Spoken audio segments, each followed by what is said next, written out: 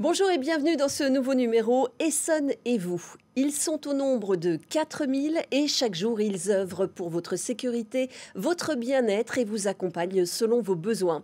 Ils exercent une palette d'une centaine de métiers. On les appelle les héros du quotidien, ce sont les agents du département. Nous rencontrerons deux d'entre eux, Fabrice Grimaud qui est chef de production dans les cuisines des collèges et Stéphane Floirac, conducteur de travaux.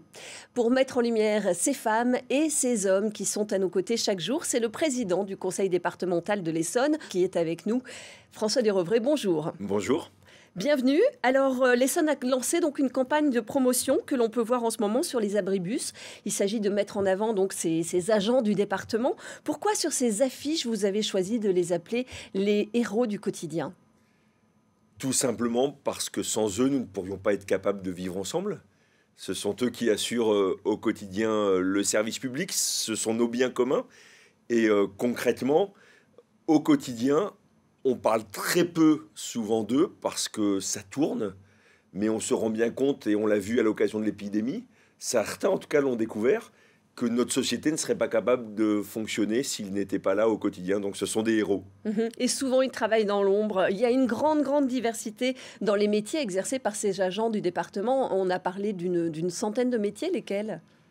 Alors, plein de métiers, effectivement. Métiers de la santé, médecins, puis agriculteurs, métiers du social, avec notamment l'accompagnement des personnes les plus fragiles, les travailleurs sociaux, les agents d'entretien, des collèges, des routes, mais également des bibliothécaires, des médiateurs culturels, des éducateurs sportifs, des personnes qui gèrent les ressources humaines. Ce sont tous ces métiers qui sont au sein du département de l'Essonne. Et il y a aussi les sapeurs-pompiers, d'ailleurs.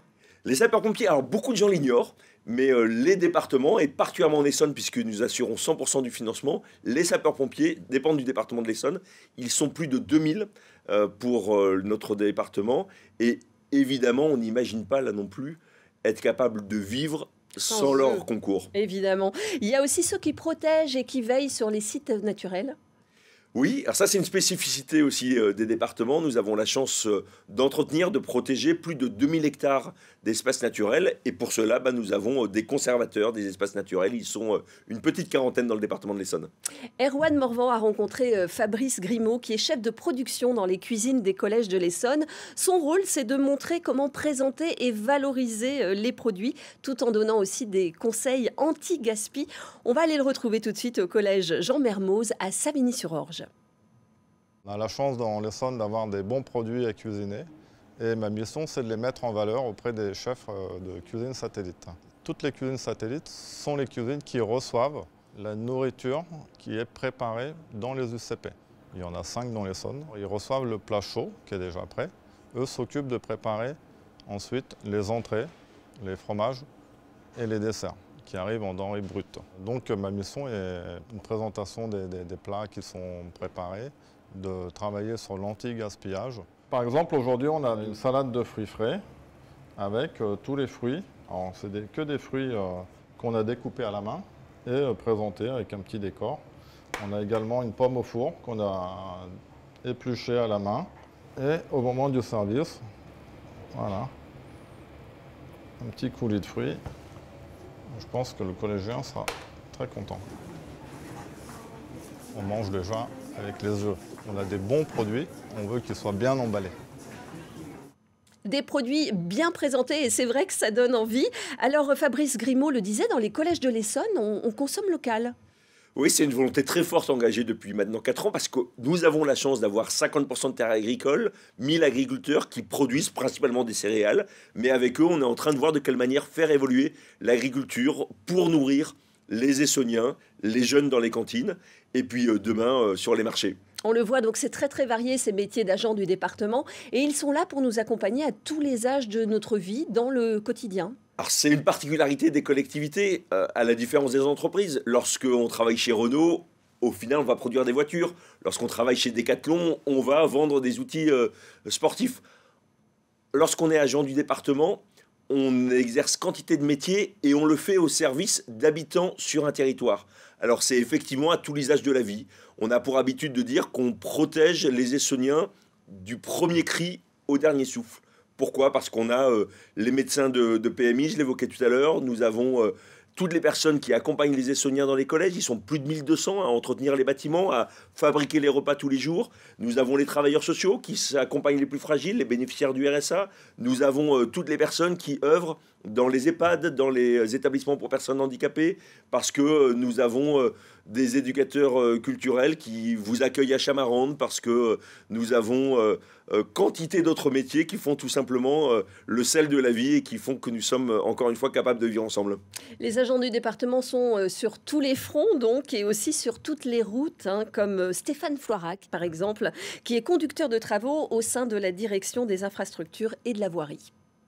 Depuis 2014, je prends en charge la gestion et l'entretien du patrimoine départemental des ouvrages d'art, qui représentent 667 édifices, et majoritairement ce sont des ponts-routes, comme celui-ci, en béton armé, ou bien en maçonnerie ou en métal. Dans le cadre de cette gestion, nous avons 3 grands principes d'organisation: la surveillance, l'entretien courant et les travaux de petites et grandes réparations. Donc aujourd'hui, nous sommes sur l'ouvrage d'art de la RN20 en franchissement de la 211 à Étampes, et nous réalisons des travaux de réparation et de sécurisation. La pathologie qui affecte les ouvrages, généralement, c'est un problème d'étanchéité. Du coup, avec l'infiltration d'eau, ça a créé une corrosion des aciers des armatures et du coup un détachement du béton. Donc l'idée, c'est de reprendre ces bétons et ces aciers pour pérenniser la structure. L'intérêt de ces travaux, c'est d'améliorer la sécurité des usagers de la route par la mise en conformité donc, des glissières de sécurité et également le confort par la réparation des structures des ponts-routes. Un reportage d'Erwan Morvan. L'entretien des routes, ça s'inscrit dans un enjeu plus large et qui est essentiel, comme la mobilité, la sécurisation des trajets. Vous nous accompagnez, vous nous sécurisez dans notre quotidien. Tous les Essonniens ont un contact avec le conseil départemental tous les jours. Parce que lorsqu'on prend sa voiture, on a vocation à emprunter l'un des 1400 km de routes départementales. C'est 40 millions de kilomètres qui sont effectués tous les jours sur nos routes, qui sont sécurisés par 90 agents du département, accompagnés évidemment d'entreprises.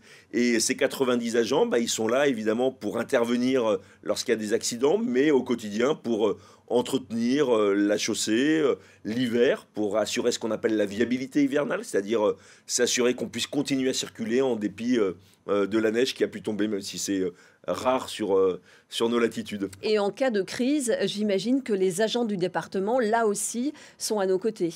Alors, ils sont premiers mobilisés. On a parlé des sapeurs-pompiers, évidemment, qui interviennent en moins de 10 minutes, généralement, lorsqu'il survient un événement. Alors, malheureusement, des accidents, mais des événements climatiques également. Et puis, ce sont les agents des routes dont on vient de parler. Ce sont les agents des services sociaux. C'est énormément de ce qu'on appelle d'astreinte. Tout simplement parce que le service public, il ne s'arrête pas. Lorsqu'on accompagne des enfants, on ne va pas se dire tout d'un coup, on arrête et on ne fait plus à manger, on n'encadre plus. Il faut continuer le service public. Effectivement, lorsqu'il y a eu la crise de la Covid, on a fait face et on a fait preuve de grande réactivité. On a été capable notamment de changer des équipes pour aller distribuer des masques dans les EHPAD à une époque où il n'y en avait pas beaucoup. On a été capable d'organiser des cours à distance dans les collèges avec l'éducation nationale. On a été capable de se renouveler et c'est la performance également du service public. C'est pour ça que j'en suis vraiment très fier des agents du département. Alors aujourd'hui, c'est une autre crise, c'est la crise énergétique. Est-ce que là, il y a des choses aussi qui commencent à se mettre en place ? Évidemment, les agents du département sont très mobilisés sur ces questions-là parce que ça fait partie aussi à la fois de notre quotidien mais de notre avenir. Donc nous avons évidemment fait en sorte de limiter nos consommations au cours de l'hiver dernier. Nous y sommes heureusement parvenus. Et surtout, on a des agents du département qui sont là pour accompagner les Essonniens à la fois dans la réduction de leur consommation. On a créé ce qu'on appelle en Essonne la prime écologie qui est destinée à aider les Essonniens dans leurs travaux de rénovation énergétique. Et puis au-delà, on a d'autres projets, notamment des projets de production d'énergie sur le territoire. C'est un des grands chantiers qu'on souhaite ouvrir avec les agents du département.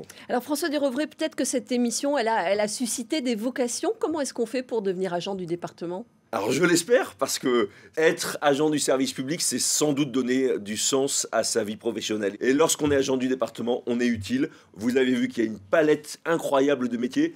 Pour candidater au département de l'Essonne, c'est très simple, essonne.fr.